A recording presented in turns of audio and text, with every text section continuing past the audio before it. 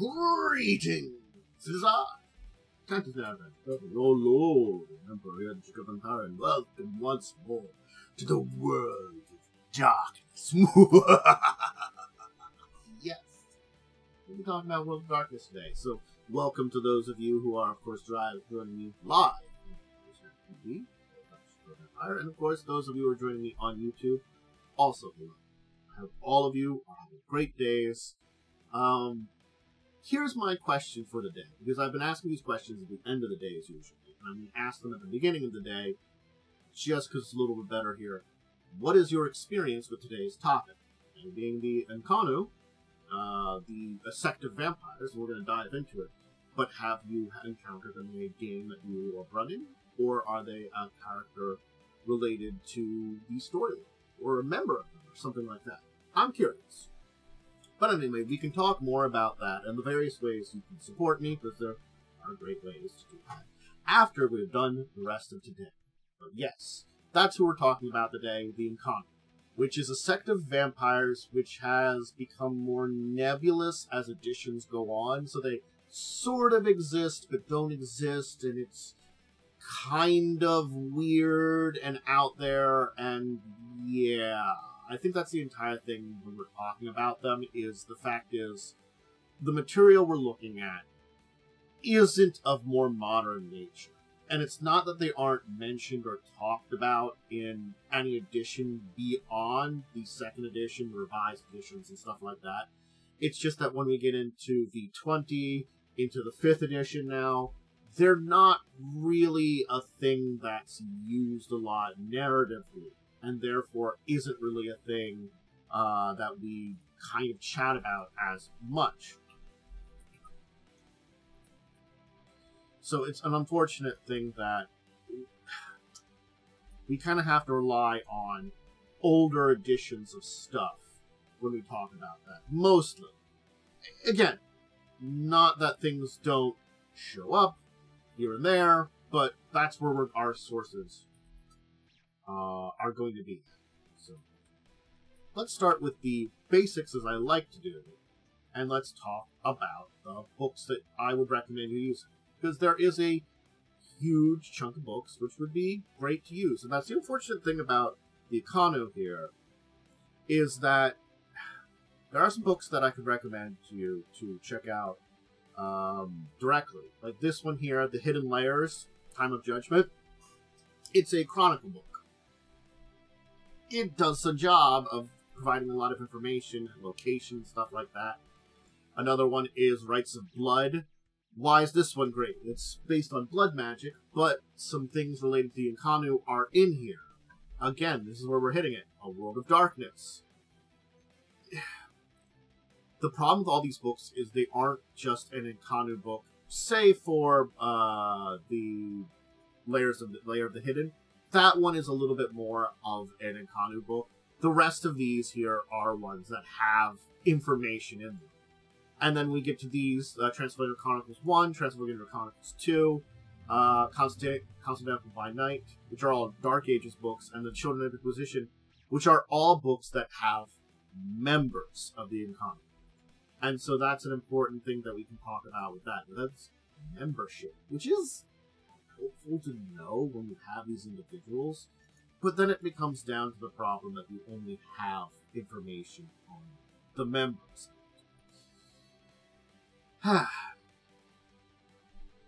Yeah, so it's there, but yeah. The Chronicles book isn't a source book, it's more of an adventure. That's what you have to think about. It's more adventure than source book. And let's talk about the group, though. We can talk about the sources and things like that, and, you know, how unfortunately difficult it is sometimes to get information on them. But I guess that fits very well with...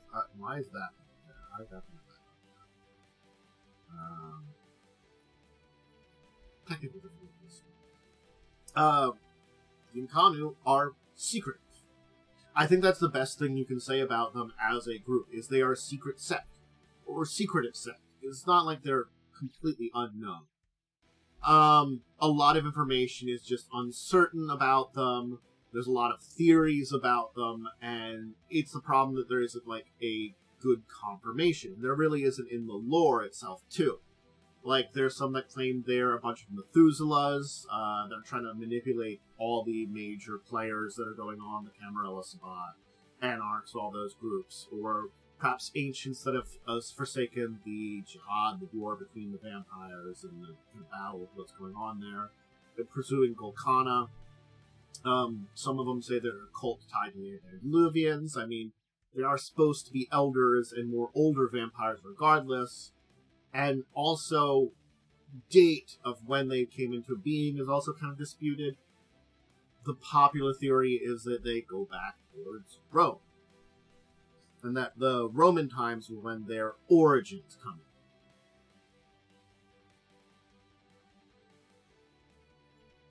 So the thing is, they're still able to remain hidden with all the investigations and speculation, and they have these individuals known as monitors, who are their forefronts. And these monitors are basically the watchers of the group. They are the people that are set up shop in a city, observe other kindred, and they're known to be members of the Inconnu. And they're named as monitors. And we do know of a bunch of monitors, some of which still exist. One example being, of course, this individual that I got an image of right here, Mahatma of Istanbul. So, yeah. And Mahatma is around in modern nights. And, you know,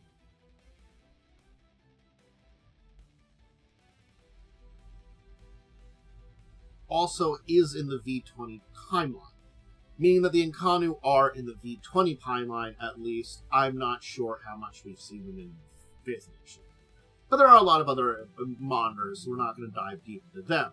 At least not today. Let's start with, though, what's going on and their origins, their history as we kind of know. And I'm going to use some images of a site from, of course, the book we talked about, The Lair of the Hidden. And we're going to use some images of it when we talk about their histories. I hope you enjoy. I'm going to butcher this one. Hune Dorera Castle. Hune Doara. Hune Doara. Hune Doara. Not too bad. So, supposedly the original origins come from this time of city-states and times of things like Greece. It's during these time period, this very old time period, where a lot of the vampiric clans, Ventru, Lasombra, Malkavian, basically infiltrated their each own city-state and basically became the influence from the shadows of these city-states. It's said that a coalition of vampires kind of dictated some of the stuff that was going about in the Greek-speaking world and influenced these city-states. And used this to basically help them dominate the Mediterranean, military and culturally.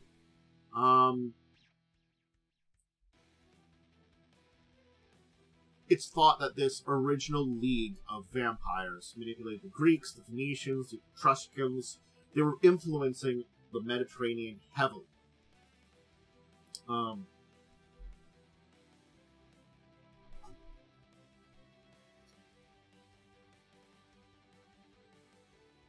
And of course, the vampires remained in this position.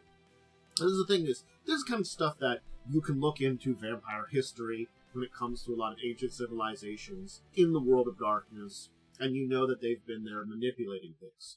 We know this, you know, Rome versus Carthage, and the battles there are very famous. But then we turn to Rome. So, within Rome, basically, this original coalition that had kind of existed fractured. It was the first time that we see a little bit of a breaking apart. each clan basically backing very particular oligarchs in particular cities within Rome. They battled with each other. They were kind of puppets. And Rome did see, this is the breaking apart. Rome itself, when it came apart, was when we're beginning to rebuild the coalition to a degree. It's a seat of power of the world. And we have the Eternal Senate of the Canaanites controlling the Senate of Rome. It was basically a secret council that was governing Rome. So, see, we're getting into secret councils a little bit here. And we're kind of hitting to this. But there were a lot of battles and rivalry, and this we have Carthage rivaling Rome, backed by the Brugia. They had kind of broken away from the Etruscans long ago in their concerns, and Brugia basically kind of keep within their connections. The Brugia clan tried to refound the first city. They get some clans from Toreador, and are basically heavily influencing Carthaginian society. There were rumors about what was going on there, but when we have the Punic War, Rome destroys Carthage. It's really... there is political on the human side, of course, but there's a large portion of this that the coalition behind Rome basically saw what the Brugia, the Toreador, were doing as a little bit anathema to what was kind of currently going on in the world set. Because they had moved from the first city, which was direct control over humanity, into the shadows. And so it's kind of forcing that shadow movement a little bit more.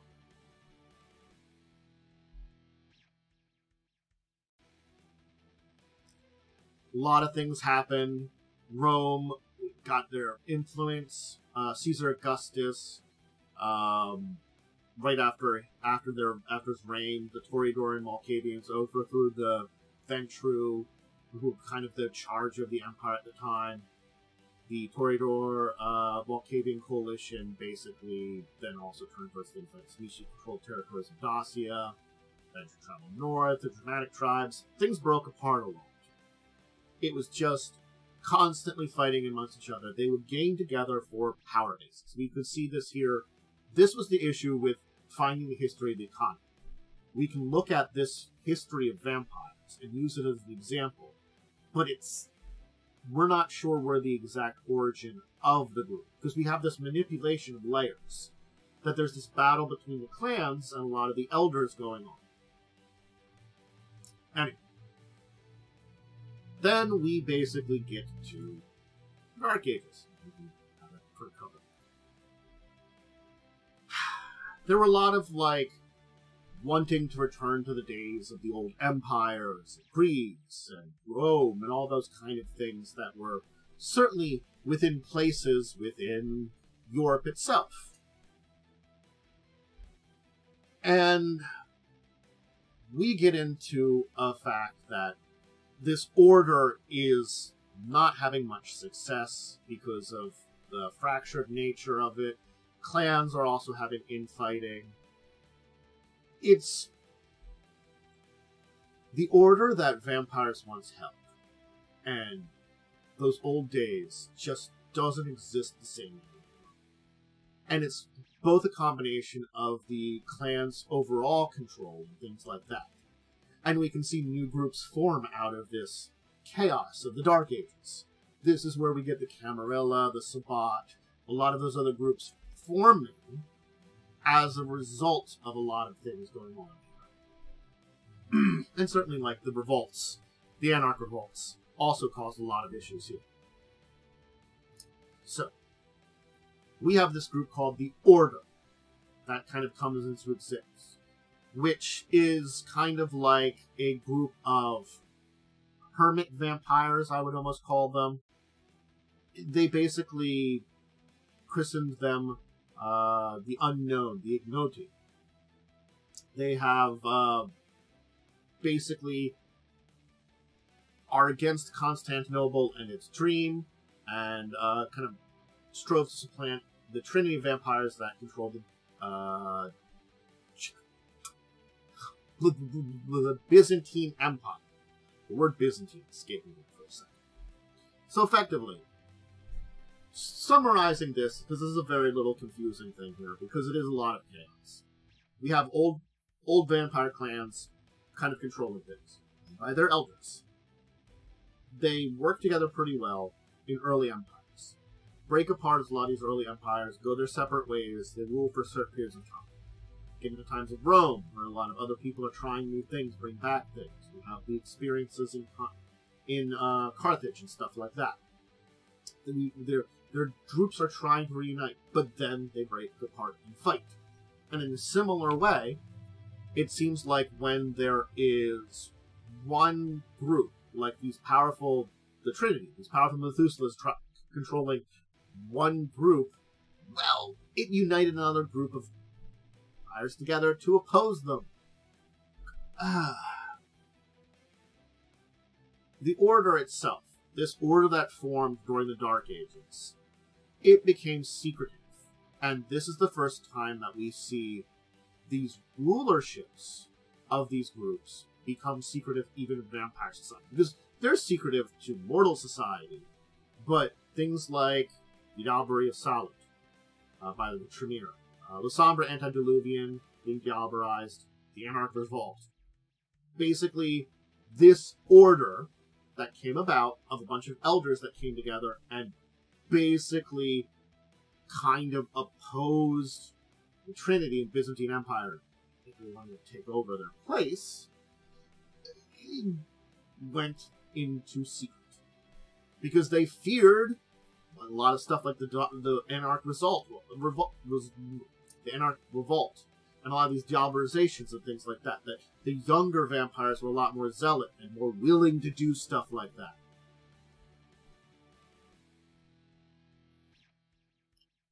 So a lot of them also, we see the order turn towards things like Volcana, which is basically the enlightened state for a vampire, and become that more of a goal for a lot of them. We still see Cappadocius be diablerized and Giovanni rule, and basically the Order's core members retreated to Hunadora Castle. It was attacked by Tremere and gargoyles. They summoned a demonic spirit to block and protect them. It was the Inconnu's basically inner haven. It's a sanctuary there.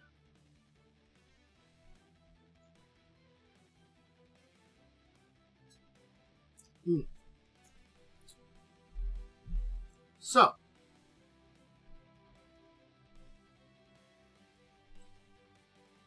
basically, Hunadora managed to protect itself. They summoned a demonic being through the Council of 12, who I'll talk about. Nikan Uranu. I'm probably butchering that name a little bit, but that's the demonic being that served to protect it and seal the place away. Anyway. So, basically, the war between the Sabbat and the Camarilla, the various blood bonds and stuff, there are a lot of older vampires that have found then, in time, protection from this group, who have become the Inconnu. It's effectively this origin might date back to older times, with old deals between vampires in Greece, in Rome, in all these time periods before. That's the reason why we don't know the exact origin of the group, because their connections lie back in ancient history. But we know they solidified as this basic of the original group in the Dark Ages.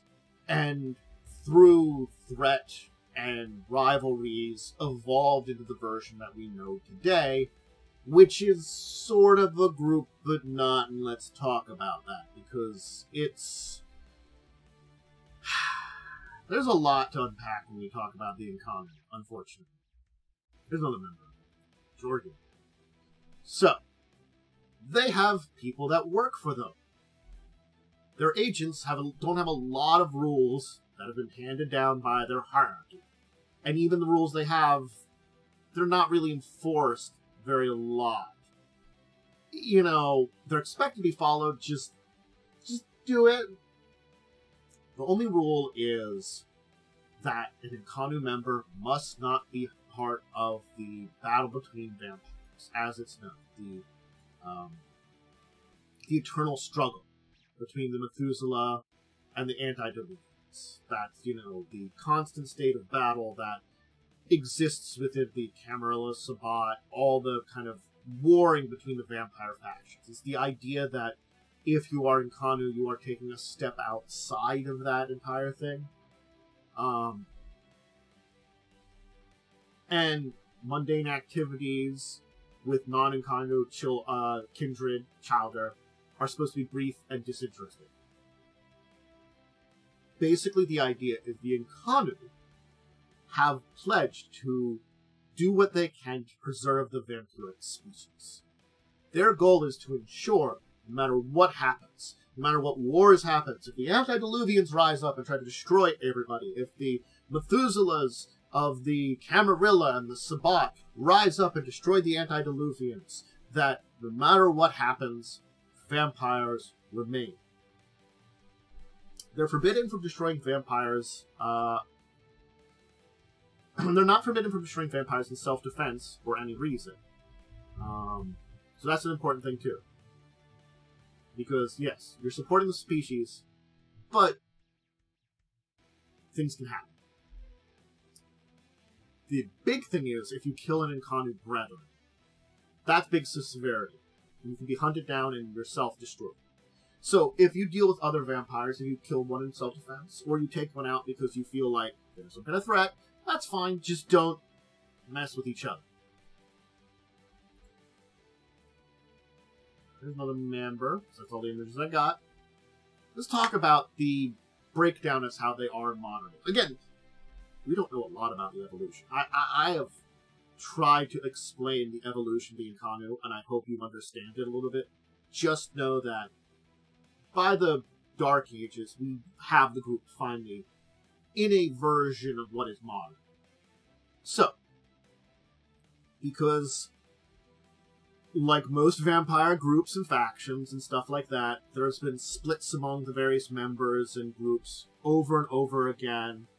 The thing about the Inconnu, though, is they are decentralized. They do have a kind of ruling council, sort of, but members really, again, they don't really have a lot of rules and stuff. So, there aren't schisms like you might have in Camarilla or the Sabbat. It's basically factions appear, disappear, have an effect on society, maybe take a little bit here or there, maybe not at all. It's really hard to say. But there are 4 factions that are basically the oldest factions within their group, have their own agendas, and are in the present era. At least getting up into what would be the 90s or stuff. So I'm assuming into where V20 and 5th edition happens, they probably have some concepts. First off is the Seekers. They're seeking Golkan. Basically, vampiric nirvana. Enlightenment.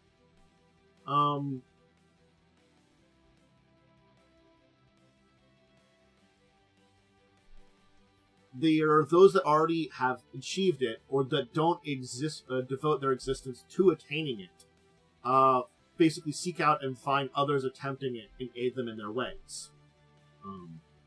The Seekers, the fulfillment of the kindred species is to manifest itself basically having all of them achieve Golkana and accept their true natures.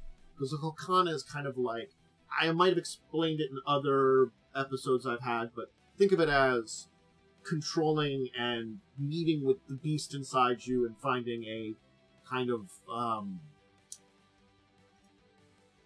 accepting of it. You're not subject to the beast, basically putting the beast and human in balance. The monster inside you is balanced with the human inside you. The Purifiers have a very sinister sounding title, but they are a faction that's just as benign as the Seekers. Purifiers are a little bit more rational of these two. They embrace the modern age instead of shunning. Because, again, the Seekers, they're all about Kokana. They're not really looking into the modern age and stuff. The Purifiers looked at the modern age is a thing that happens. They hold that through the implication of modern sciences and arcane magics, they can combine those two together to overcome kindred society's limitations. So they see as taking this combo of their old magics and ways and modern sciences, and then using those combined to evolve kindred society to a new level. It's still evolving kindred society to that new level. The Immaculates, they kind of believe that by accepting and embracing vampiric nature, they can transcend it. They abandon their humanity entirely, very oftentimes, going to the path of enlightenment and arriving to perfection on that path.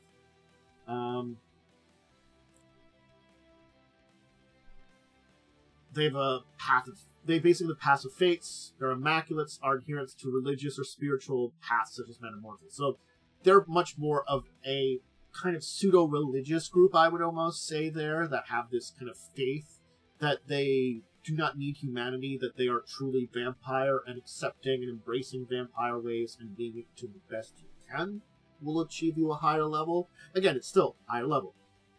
And the Haunted, these are in Inconnu that have been inspired by modern ideas.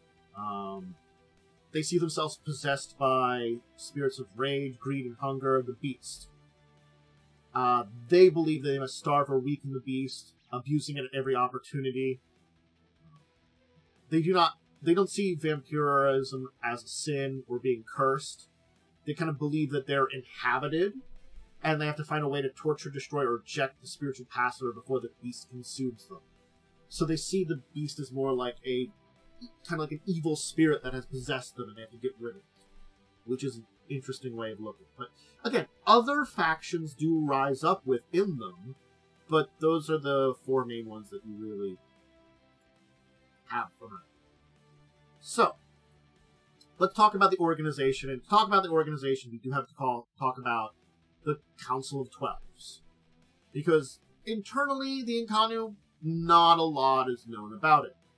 The Central Council of 12 in the Carpathians is thought to be the closest thing to a leadership they have. But there is the web of monitors who watch supernatural institutions' locations, the various agents of the various sects. And if you're traveling agents of sect, you're known as an Equites. So, yeah, let's talk about the Council of 12, or the 12. It's supposedly the inner circle of the Inconnu that make their haven in Hanadora Castle.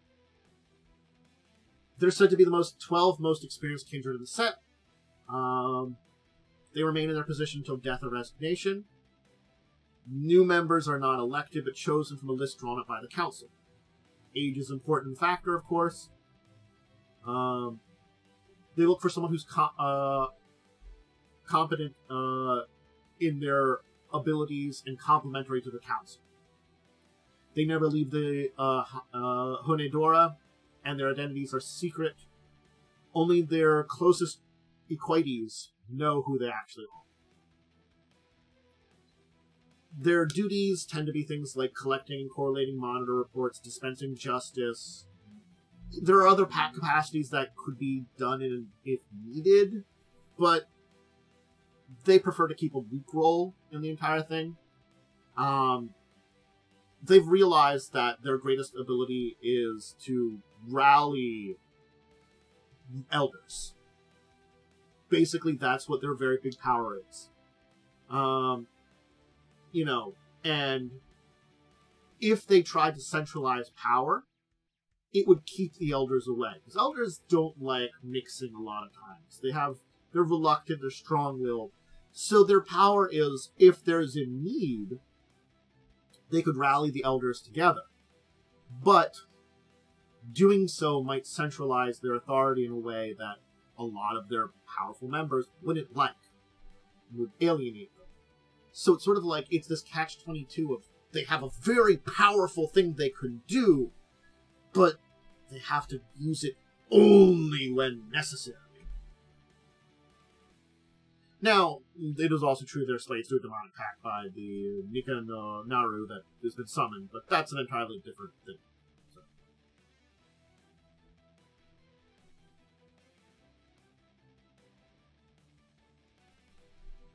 So, anyway, we do have a list of the council members as they are in the Lair of Hidden. Remember, that's the book I talked about. So we do list the book there, and that is from 2003. So, I mean, it's not too... It's still an aged book, but it's not old. But, yeah, so if you want to check those out, you can look up the council members if it comes into... Or if you're going to be doing the Lair of the Hidden book. Anyway.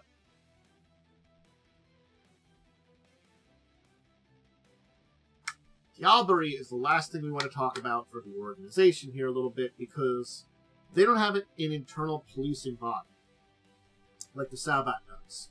So Diablerie is a fear for a lot of members of the Inconnu.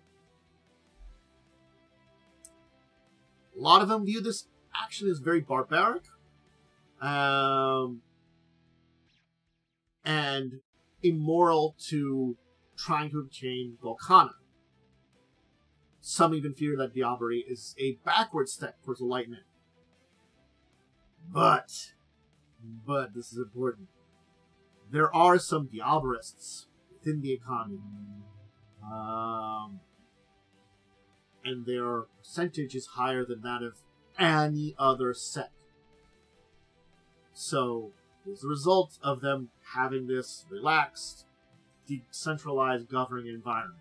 I mean, you've got a Council of 12 existing, and they're doing their Inconnu stuff, but they're also, like, not involved. Alright, let's talk about joining the Inconnu, because that's an important thing, and we can show off good old Vlad Tepes here, aka Dracula, who is a 5th gen Semiche, and, you know, he also did visit Hanadora Castle as a mortal, and he is an Inconnu. Good old Dracula's an Inconnu. That's the thing to keep in mind. And he's real, and he's fun, and I used him in one of my Legacies of Kain. So if you want to check that out, anyway, you just can't join the Inconnu. So one of the things is you have to basically express a true desire to basically get out of the battle of vampires and, you know, find a way outside of it. You also have to save some wisdom and power, basically, to separate yourself from whatever unlife you had before. And if you show these things off, that you don't want to be involved with the battle between vampires, the battle between the Elves, Methuselahs, the battle between the Antediluvians, between the various groups, get out of this internal secret war which has been going on, and you've got a lot of power and wisdom, and you can definitely just separate yourself from your old thing, you can get an invitation. Now, generational age is a deciding qualification of members within the Order. A Gen 6 or older has been set, basically. If you're Gen 6 or older, you're pretty good for it. If Diablerie has been used in order to gain your rank, it's considered how long ago that act occurred. And if that's a youthful indiscretion or maybe something a little bit more serious. Basically, closeness to Kain is a very important part of the Inconnu. That's why Inconnu are a lot of vampires. If you're potentially there, 2 members of the Inconnu will basically privately meet with you and extend an invitation. And before you join, you have to sever all bonds that you had before joining the Order. Basically, you have to break away everything that you had connected with before, and then you can join the Inconnu. Those are all null and void. And again, 6th generation or older isn't in stone. That's an important part about talking about that. Because you do get other individuals who are related to it. Things like Monders can be of older generations, like Gustine is an 8th gen Ventru, that's the Monder of New York. It's so... And a monitor is a member, but not the same kind. Or Thomas Ferrix is a 7th generation gangrel who's a member. It's just that generation is a very important part about it. It's one thing that's looked at very heavily first. And after you will look at it, you kind of move on to some of the other things. And again, there could be ways of proving yourself an exception to that rule. That you could have, even at a higher generation, a closeness to kin that basically makes you a worthy member. There are basics for what is qualification, but again, it's, generally speaking, kind of up in the air a little bit. But except that, like, if you're honestly, like, 10th generation or higher, you're probably way outside that, you know. Anyway. But, hope this introduced you to the Inconnu. Because the last thing I want to talk about here, just before I do my outro, and I'll kind of move away from it, is the fact that it has become less defined over time. That's an important part about this entire thing. That what is the Inconnu and their existence has become less defined. It's slowly but surely kind of broken away at a time and, you know, become more nebulous. And certainly we haven't seen anything major from them through V20, except for mentionings here and there, and even through 5th edition. They've kind of faded in the background because they're an interesting group and they kind of manipulate things and they're there, but they're not really enemy group, not really a threat ever. I mean, they're looking out for keeping vampire society alive. They're seeking Okana.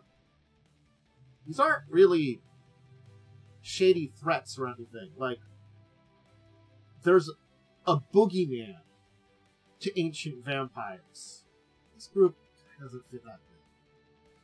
And again, they've become more nebulous, and we've just basically had things here and there. And we haven't had a major book since Lair of the Hidden that basically gave a huge bit of information about them. And, yeah, will we? I don't know. They're an interesting group that definitely has its place in Vampire the Masquerade storylines. They certainly have a core of them that can give you, again, not antagonistic, but maybe things like an assistance, a group that helps manipulate things from this behind the scenes. It's interesting to look at them, and you really can't get them as they're your enemies necessarily. But maybe they can be your allies. Maybe they can be a source of information. And again, this also makes them less important, because they are secretive, and you're not going to be dealing directly with them and stuff like that. It's just their nature of them means that storytelling with them becomes just sort of there, or part of it, and not a major component a lot of times. And I think that's an important part about talking about using them and understanding them. Because even as we get into what will be 5th edition, even with the 5th edition storylines, the natures of them mean that I can see, and especially because they are so secretive, and have managed to remain secretive to everyone for hundreds of years. And they're smart, and there are actions of them which, honestly, think about the Purifiers, that know modern technology and would understand things like cameras, cell phones, and all that kind of stuff, and understand how to use it properly, because that's their entire thing. And you look at that and you're like, oh god, they're probably just still there, and they're just doing their thing in the background. And honestly, it would be pretty cool to see them introduced in the 5th edition again, because they are a thing too. And again, they're no Tal Mahera, they're no Sabat, they're no Camarilla, no Anarchs, no major group that has big things going on.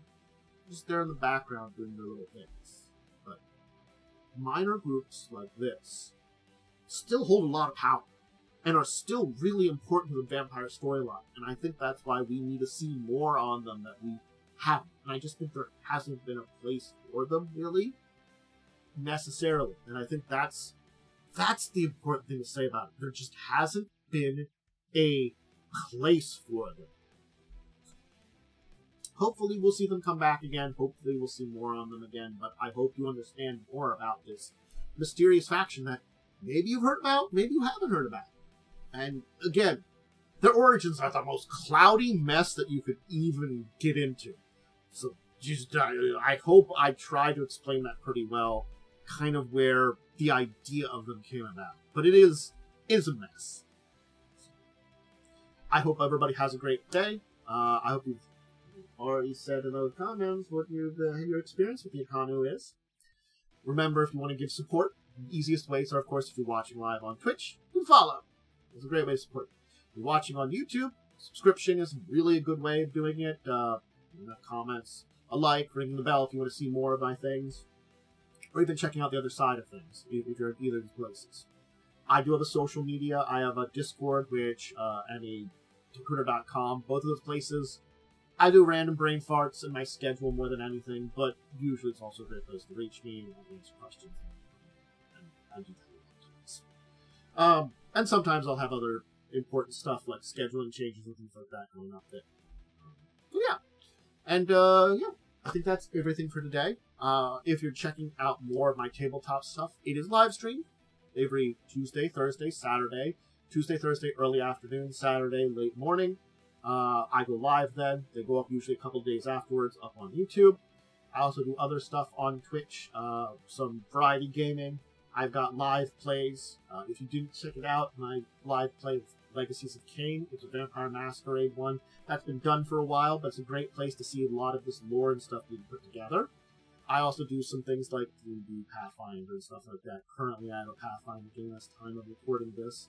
That's on Wednesday nights, and I have a tabletop discussion show, which I recommend you check out every Saturday afternoon.